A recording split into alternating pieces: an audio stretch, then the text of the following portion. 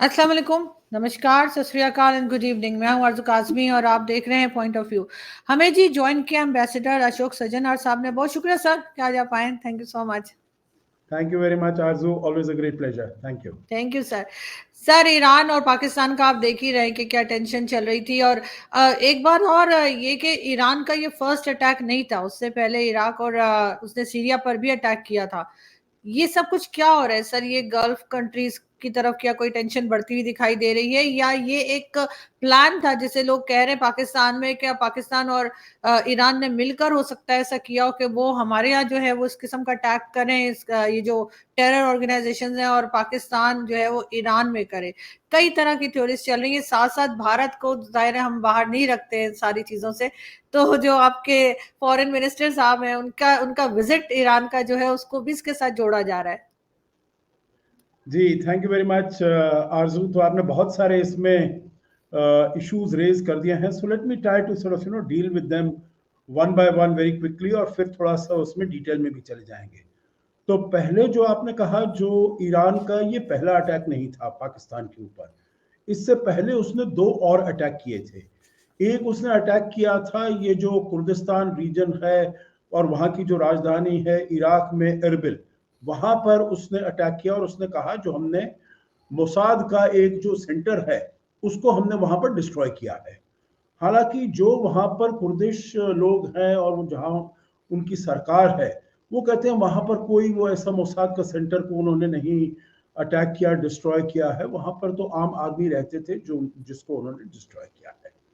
Iran का ये कहना है जो हमारे ऊपर हमला हुआ था और उन्होंने हमारा कोई इनके जो डिप्टी कमांडर थे या कुछ ऐसे थे उनके विरुद्ध उन्होंने वहां से मोसाद ने अटैक किया, इजराइल ने अटैक किया, तो इसका वो जवाब दे रहे थे। दूसरा उन्होंने सीरिया में भी किया। सीरिया में उन्होंने वहां पर ये कहा जो ये रीजन है, ये एरिया है जहां की इस्लामिक स्टेट का बहुत ज्यादा कंसंट्रेशन है, और इस्लामिक स्टेट से उन्होंने एक बदला लेना था। क्योंकि आपको पता है 3 जनवरी को वहां पर किरमान में जो ये उनके जो पाकिस्तान के लीडर थे कर्नल सुलेमानी, उनका 4वीं साल उनकी जो बरसी थी वो मनाई जा रही थी वहां पर। और फिर किरमान पर दो बड़े अटैक हुए जिसमें कहा जाता है करीब 94 पीपल वर किल्ड, 94 लोग वहां पर मारे गए और करीब 300 लोग वहां पर जख्मी हो गए। और इसका उन्होंने जो जिम्मेदारी ली वो इस्लामिक स्टेट ने ली। तो इसीलिए उन्होंने कहा इसको भी हमें उनके विरुद्ध भी हमको अटैक करना है। और ये वाला जो है पाकिस्तान में जो उन्होंने किया बलूचिस्तान एरिया में, हालांकि उन्होंने जो उनकी एयर स्पेस वहां पर वो वायलेट किया, वहां पर वो गए और उन्होंने मारा। तो ये वो कहते हैं बदला था, क्योंकि वहां से पाकिस्तान में जो ये टेररिस्ट ग्रुप है जैश ए अदल, और वो वाला जो टेररिस्ट ग्रुप है उसने आकर यहाँ पर ईरान में के अंदर आकर एक पुलिस स्टेशन में सिस्तान बलूचिस्तान प्रोविंस में एक पुलिस स्टेशन में करीब 15 दिसंबर 2023 को उन्होंने करीब 11 इरानियन पुलिसमैन को मारा है वहां पर। तो इसका हमें बदला लेना था। तो ये तो 3 अटैक हुए और उन्होंने इसको एक्सप्लेन कर दिया। परंतु देखिए, मैं ये समझता हूं क्योंकि पाकिस्तान ये ईरान के ऊपर वो कहता है इतने अटैक हुए, किरमान में जो हुआ इस्लामिक स्टेट ने जो एक्सेप्ट किया, वो तो कहते हैं 1979 जब से इरानियन रेवोल्यूशन हुई उसके बाद ये सबसे बड़ा अटैक था ईरान के ऊपर। और ईरान समझ रहा था जो इसके ऊपर ऐसा ये जो अटैक किया गया है तो इसका उसको बदला लेना चाहिए। और ये जो जैश ए अदल का है, ये दिसंबर 2023 में तो अटैक हुआ, परंतु इसके पहले भी वो जैश ए अदल वहां पर करते रहे। आपको पता है, आपके सुनने वालों को पता है आरजू, जो ये जैश ए अदल पहले इसका जो ये इसका इनकारनेशन हुआ था जुंडाला ग्रुप, और वो इस्लामिक स्टेट के साथ भी मिला हुआ था। और उनका बेसिक ऑब्जेक्टिव यही है जो सिस्तान बलूचिस्तान जो प्रोविंस है ईरान का, वहां से उसको लिबरेट किया जाए, क्योंकि ये सुन्नी प्रोविंस है और पूरा जो देश है ईरान वो शिया है। तो वहां से उसको लिबरेट किया जाए, क्योंकि इतना बड़ा प्रोविंस है, उसकी आबादी कम है, और वो सोचते हैं जो उनका अपना हक है वो वहां पर ईरान के उसमें नहीं मिल रहा है। और पाकिस्तान ने भी उनको थ्रेटन किया, और उन्होंने अगले 2 दिन बाद, ये ईरान का जो अटैक हुआ 16 तारीख को हुआ, और पाकिस्तान ने रिटेलिएट किया 18 तारीख को। अब पाकिस्तान कहता है जो ईरान ने अटैक किया उसमें मात्र 2 बच्चे मारे गए, कोई टेररिस्ट नहीं मारा गया, 2 बच्चे मारे गए बस। और जो पाकिस्तान ने अटैक किया वो ईरान कहता है जो 9 लोग मारे गए, उन्होंने करीब 7 मिसाइल और ड्रोन्स वगैरह वगैरह दागी एक विलेज में वहां पर, उसमें करीब 9 लोग मारे गए, जिसमें कि 4 बच्चे थे और 2 महिलाएं थी। तो वहां भी कोई टेररिस्ट नहीं मारे गए। तो मतलब दोनों जो कह रहे हैं, अगर वो बात सच है, मुझे हालांकि उसमें बहुत बड़ा क्वेश्चन मार्क दिखाई देता है, जो क्योंकि ईरान कहता है हमने तो जैशे अदल के कैंप को हमने वो किया है, अटैक किया है। तो ये तो अब दोनों देशों ने फिर उसके बाद 19-20 तारीख को यहाँ पर आपके पाकिस्तान में नेशनल सिक्योरिटी काउंसिल की मीटिंग हुई, जो कि आपके केयर टेकर प्राइम मिनिस्टर ने उसको लिया और कहा जो हम ईरान के साथ कोई ऐसा अपने रिलेशंस को खराब नहीं करना चाहते, और ये इसको कॉन्फ्रंटेशन को नहीं बढ़ाना चाहते। तो मैं समझता हूं जो वहां पर गाजा में इजराइल और हमास का हो रहा है, जो रेड सी में हूती रिबेल्स वहां पर मार रहे हैं, जो हिजबुल्ला नॉर्थ इजराइल के वहां से, उत्तरी इजराइल के वहां से, लेबनान से कुछ वहां से वो हरकत कर रहा है, तो मैं समझता हूं जो एक तो ईरान का इसमें ऑब्जेक्टिव था, जो थोड़ा और वहां पर, क्योंकि वो चाहता है जो इजराइल और हमास का जो जंग है वो और बढ़ना चाहिए, वो और बिखरना चाहिए, उसमें औरों को भी इन्वॉल्व होना चाहिए। इसीलिए उसके सारे जो प्रॉक्सीज हैं, हमास ईरान का प्रॉक्सी है, हूती ईरान का प्रॉक्सी है, हिजबुल्ला ईरान का प्रॉक्सी है, उन सबको वो एक्टिवेट कर रहा है। और भी जो देश हैं, चाहे वो जॉर्डन हो, इजिप्ट हो, यूएई हो, सऊदी अरेबिया, सबको वो उकसाने का प्रयास कर रहा है। जो देखिए ये सब इस्लाम का के ऊपर अटैक हो रहा है, मुसलमानों के ऊपर, उनकी जो उनका जो वजूद है, उनकी जो डिग्निटी है, उसके ऊपर अटैक हो रहा है, और आपको उसमें मिलना चाहिए। ईरान अपने आप उसमें इन्वॉल्व नहीं होना चाहता। तो वो कोई भी, अब देखिए 100 दिन से ऊपर हो गए हैं, परंतु और कोई देश इसमें इन्वॉल्व होने के लिए राजी नहीं है। तो ईरान क्या करता है, यहां पर वो अपने अटैक्स कर देता है, जिससे कि और थोड़ी इंस्टेबिलिटी आए। दूसरी बात मैं ये समझता हूं, जो ईरान जो है वो ये अपनी मसल फ्लेक्सिंग करना चाहता है, वो दुनिया को बताना चाहता है जो वो भी एक इम्पोर्टेंट पावर है, शख्सियत है मिडिल ईस्ट में, क्योंकि वो भी चाहता है जो उस गल्फ एरिया का और मिडिल ईस्ट एरिया का, वो चाहता है जो अनक्वेश्चन वो लीडर बनकर वहां से उभरे। और उसमें तो उसको विरुद्ध चैलेंजेस हैं। सऊदी अरेबिया तो लीडर है मुस्लिम उम्मा का, तो इसीलिए वो चाहता है, अपने मसल्स फ्लेक्स कर रहा है, अपना हेजेमोनिक एस्पिरेशंस को वहां पर वो दिखाने का प्रयास कर रहा है। जहां तक आप कहते हैं पाकिस्तान के साथ ये मिली जुली सांठगांठ है, मैं नहीं समझता जो वो इतना, मैं उसको इतनी तवज्जो नहीं देता हूँ। हालांकि इसमें जब ये हुआ है ईरान और पाकिस्तान के बीच में, तो कुछ और भी देश हैं, जैसे चीन है, वो कहता है हम आकर आपके बीच में सुलह कराएंगे। तो वो वहां पर, जैसे एक वो हमारे यहाँ एक्सप्रेशन होता है, they are trying to sort of अपने इंटरेस्ट को, अपने एजेंडा को आगे कर रहे हैं। रूस भी उसमें आ रहा है। तो मतलब ये वाला जो चारों देशों का, ईरान और रूस और चीन का तो पहले ही नेक्सस बन रहा था, परंतु पाकिस्तान के तो संबंध, रिलेशंस अमेरिका के साथ अभी भी अच्छे हैं। और अभी आपके जो आर्मी चीफ थे वो भी गए थे वहां पर, अमेरिका गए थे, और वो उनका कहना तो है जो बड़ा सक्सेसफुल उनका टूर रहा। हालांकि और जो देखने वाले ऑब्जर्वर्स हैं वो तो कहते हैं जो उनसे किसी ने ठीक खास मुलाकात भी नहीं की, उनको जो रिसेप्शन दिया गया। तो अमेरिका से अभी भी पाकिस्तान चाहता है जो उनकी मदद करे, सहायता करे, तो पाकिस्तान को भी इसमें मिलाना चाहते हैं। तो ये सब वहाँ पर मेरे ख्याल से इंस्टेबिलिटी बढ़ रही है। और भारत का मैं कहूँ, भारत तो वहाँ पर दूर हो रहा है, जो भी इसराइल और हमास के बीच में जो युद्ध हो रहा है, रेड सी में जो हो रहा है। हालांकि हमारी 2-3 शिप्स के ऊपर भी अटैक किया गया है, और एक तो अरेबियन सी में किया गया है, रेड सी में नहीं, अरेबियन सी में हमारे अपने तट से करीब 300 किलोमीटर दूर पर उसको अटैक किया गया है। तो हम तो बिल्कुल नहीं चाहते, भारत तो बिल्कुल नहीं चाहता जो हमारे पास वाला जो वहां पर कॉन्फ्लिक्ट है, कॉन्फ्रंटेशन है, वो हमारे तटों के पास यहाँ पर आए। तो ये जो ईरान और पाकिस्तान का है, ये इसको हम बिल्कुल वेलकम नहीं करते हैं। हम समझते हैं जो ईरान ने ऐसा एक्शन क्यों लिया, क्योंकि उनको वहां पर अटैक हुआ था, उनके 11 सिक्योरिटी पर्सनल को मार दिया गया था। तो हम समझ सकते हैं जो उन्होंने क्यों ऐसा एक्शन लिया। पर हम नहीं चाहते जो हमारे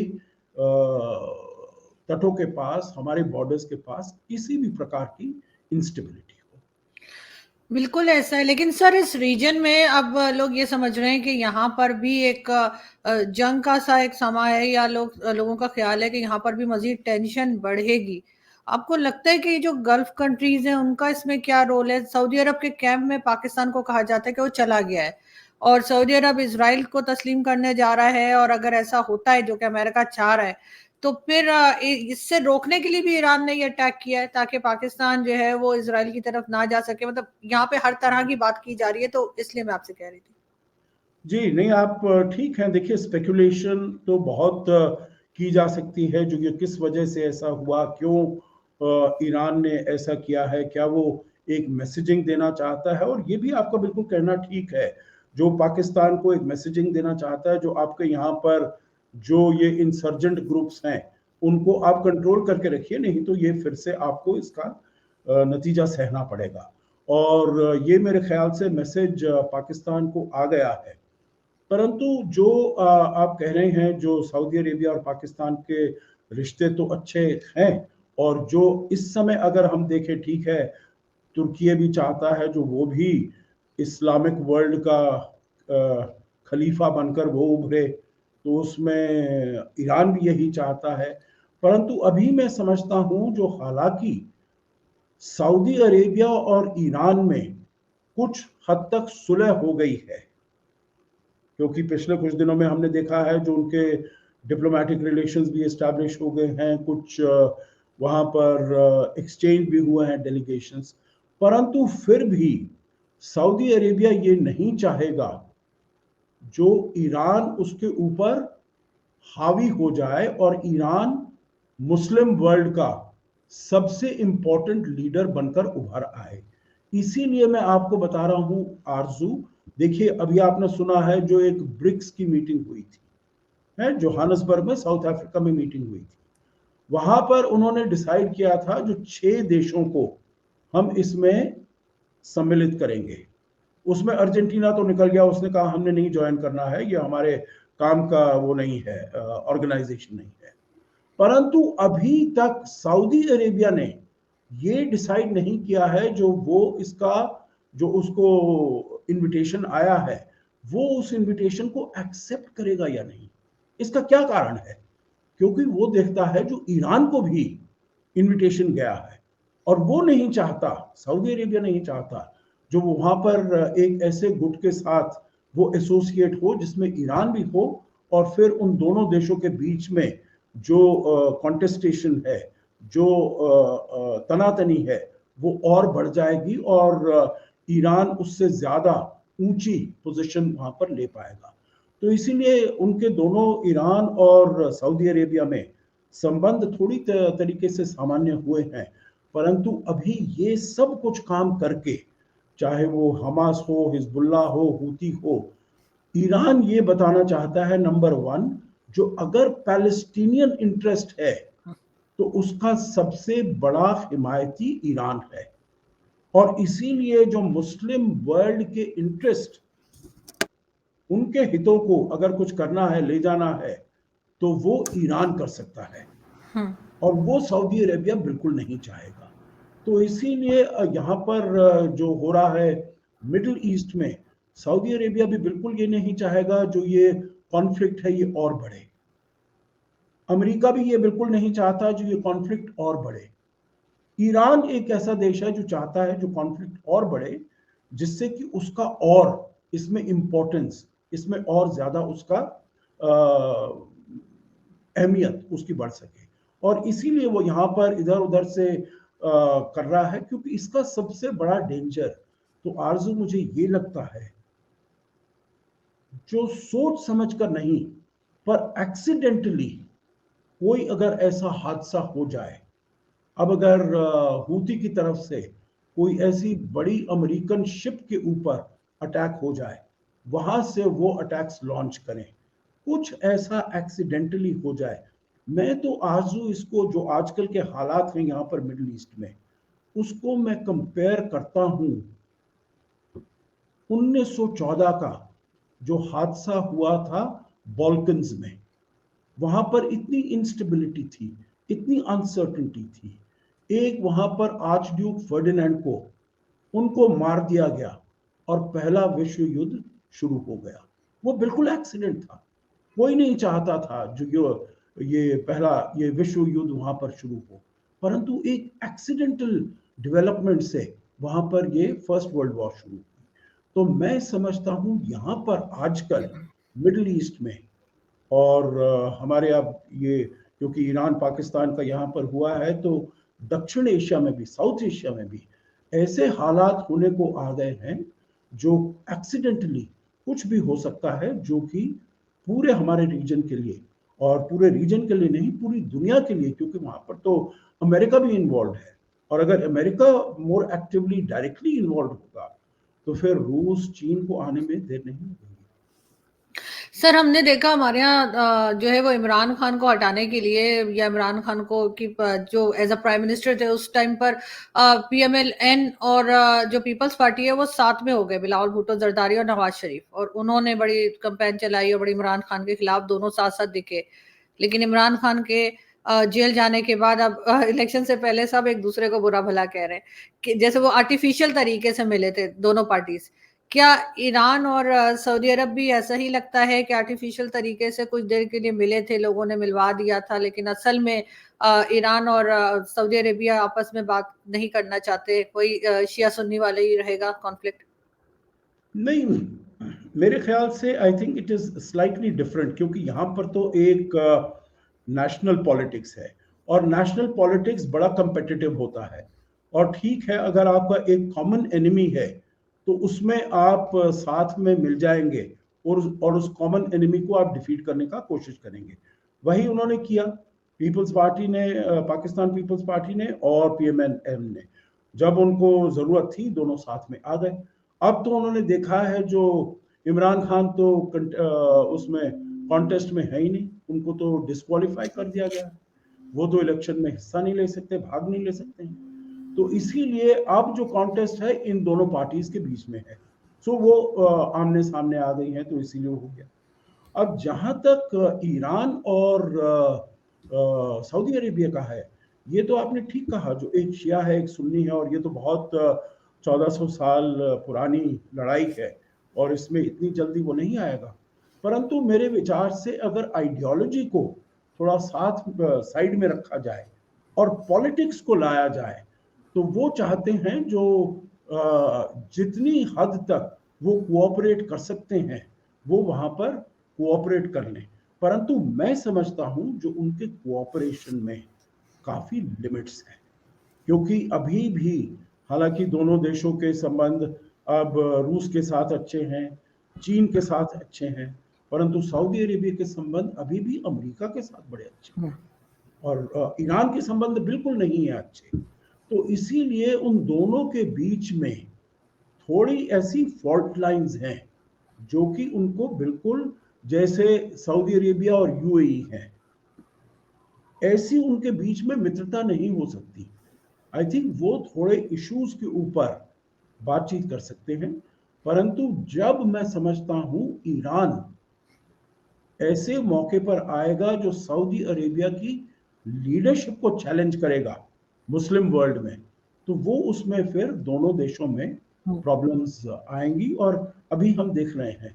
इसीलिए आपने देखा है जो सऊदी अरेबिया बिल्कुल पीछे बैठकर तटस्थ होकर बैठा हुआ है, उसने कुछ इसके ऊपर इतना ज्यादा वो नहीं बोल रहा है, ना यूएई बोल रहा है इतना ज्यादा। नहीं तो शुरुआत में तो बहुत जब अरब स्ट्रीट में इतने प्रोटेस्ट हुए, डेमोन्स्ट्रेशन हुए पूरी दुनिया में, तो तब वो भी कंपेल हुए जो कुछ ना कुछ कहेंगे पैलेस्टाइन के बारे में, अरब स्ट्रीट के अरब इसके बारे में। परंतु अब आपने देखा है पिछले काफी समय से वो नहीं कुछ बोले हैं, और मैं तो समझता हूं जो ये प्रोजेक्ट है सऊदी अरेबिया और इजराइल के बीच में संबंधों को ठीक करने का वगैरह, आगे ले जाने का, India middle east Europe economic corridor को आगे ले जाने का, इसको थोड़ा सा ये उस पर चला गया है, बैक बर्नर पर चला गया है, थोड़ा उसको पीछे धक्का लगा है। परंतु जैसे मेरे विचार से सिचुएशन हालात सामान्य होंगे तो उसको फिर से लिया जाएगा, फिर से आगे इसको प्रोजेक्ट को आगे किया जाएगा। बिल्कुल ऐसा ही है सर, लेकिन बहरहाल पाकिस्तान में लोग पब्लिक की अगर मैं बात करूं तो पब्लिक अभी भी थोड़ा सा परेशान है कि ऐसा ना हो कि ईरान की तरफ से फिर किसी किस्म का अटैक किया जाए।